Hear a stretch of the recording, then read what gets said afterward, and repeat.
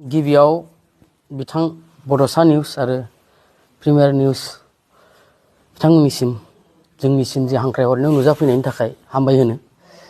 दा थांनाय जि मोनसे सनितपुर जिल्लानि सिङाव जे बेलस्रियाव मोनसे जे घटना जानानै थांबाय, जोंना बारग' एक्स एनडिबि आदा नायजाबखौ जि बेलस्रिनि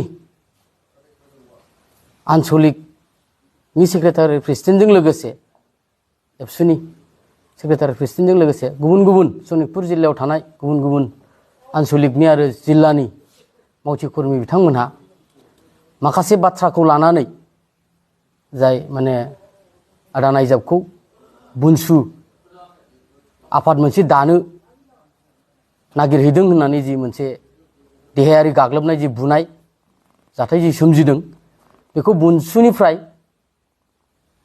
स्ट्रंलि बा थोंजों सोंखारिगोन आरो निन्दा होगोन। मानोना भारत हादरा मोनसे डेम'क्रेसि हादर, बाहाय साफ्रामहाबो आफाद दानानै गावनि थांखि बिथांखि गावनि मोनथायखौ मोननो थाखाय सोमावसारनो उदांस्रि दं। बिनिखायनो बेहायदि जे सनितपुर बा बिश्वनाथआव जि बुनसुखौ दाहोआ, बियो बे बाथ्राखौ रावबो आफादफोरा, जा माहारियारि आफादानो जा, सोरबा पलिटिकेल आफादानो जा, अबेबा मोनसे आफादफोरानो जा, बिथांमोना हमथानो हाया। मानोना भारत हादराव गावनि मोनथायखौ मोननो थाखाय आफादफोर दानानै सोमावसारनो हायो आरो उदांस्रिखौ नागिरनो हानायनि मोनथाय दङ। बेनिखायनो जिबायदि मोनसे बेलस्रियाव जि जोंनि आदा नायजाब एक्स एनडिबिनि बिथांखौ जि बुबाय एबसुनि जे माखासे कर्मिफोरा, बिनि सायाव बुनसुनि जानानै स्ट्रंलि बा गोख्रोङै मोनसे जों सोंखारिगोन आरो जों मोनसे थोंजोङै बाथ्राखौ बुंगोन। बेबायदि देहायारि गाग्लोबनाय बा बुनाय जाथायखौ जुदि एबसु साइडनिफ्राय लाबोबाय थायोब्ला,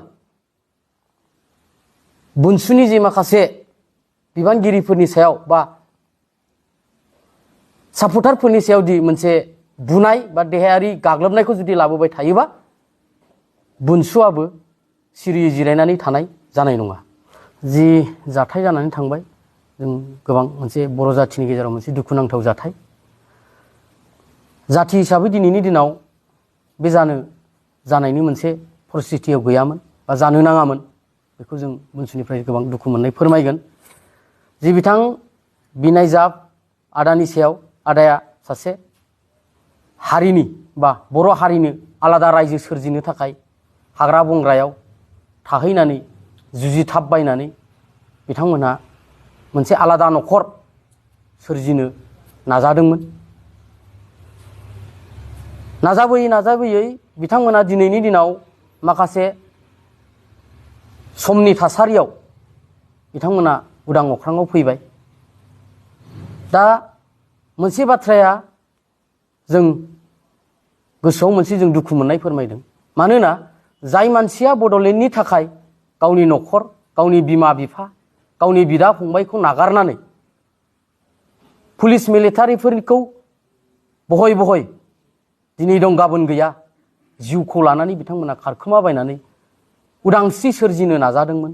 दा बैफोरबायदि सासे मावथि बिथांमोनखौ जोंनि जाथिनि गेजेराव थानाय एबसु आफादा बुनानै बड'लेण्डखौनो लाजि फोनांदों होननानै जों बुनसुनिफ्राय थोंजोङै बुंगोन आरो बेजों लोगोसे बर' जाथिखौनो लाजि फोनांदों होननानै आं बुनसुनिफ्राय रोखायै बुंगोन।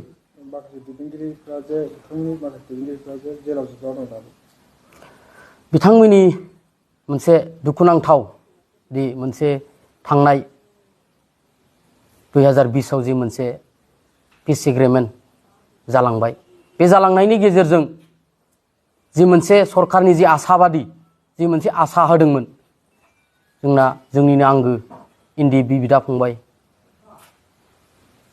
बिथांमोनखौ। नाथाय दिनै जिबायदि आसा होदों बेबायदि जायाखै।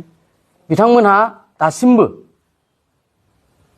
बड'लेण्ड आलादा सोरजिनो ओंखारलांनायनि बा बड'लेण्ड रायजो सोरजिनाय थांनायाव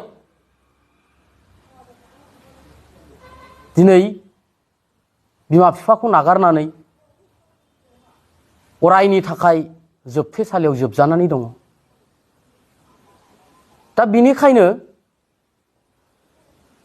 जि बिथांमोननि जि आफाद, दा बिथांमोना जि मोनसे बड'लेण्ड जि सिमां नुनानै थांदोंमोन, दा बिथांमोना जि माखासे कर्मिफोरा बा मावथिफोरा जेलाव जोबजानानै थाहैबाय।